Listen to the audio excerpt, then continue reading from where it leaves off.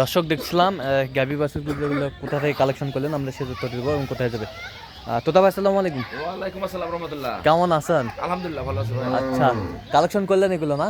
হ্যাঁ, এটা আজকে কালেকশন করলাম আবার। আচ্ছা, সাইপেকের জন্য। হ্যাঁ, সাইফের ওই যে সেদিন হ্যাঁ, হ্যাঁ। কিনলাম একটা 3,01,000 টাকা দিয়ে। হ্যাঁ হ্যাঁ।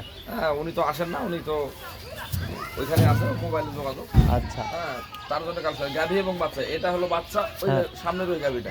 আচ্ছা হ্যাঁ, ওই গাভীটার এটা বাচ্চা। এখানে ওঠেন তাহলে দেখাতে পারবেন। আর নাম হবে এখন তো আচ্ছা, কত হয়েছে এটা?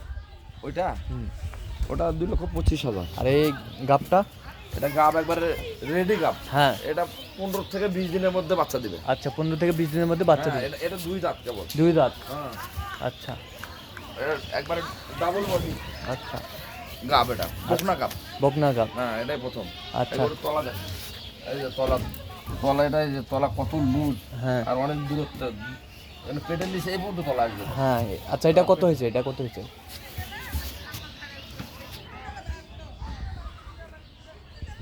এটা গরু আপনার হয়েছে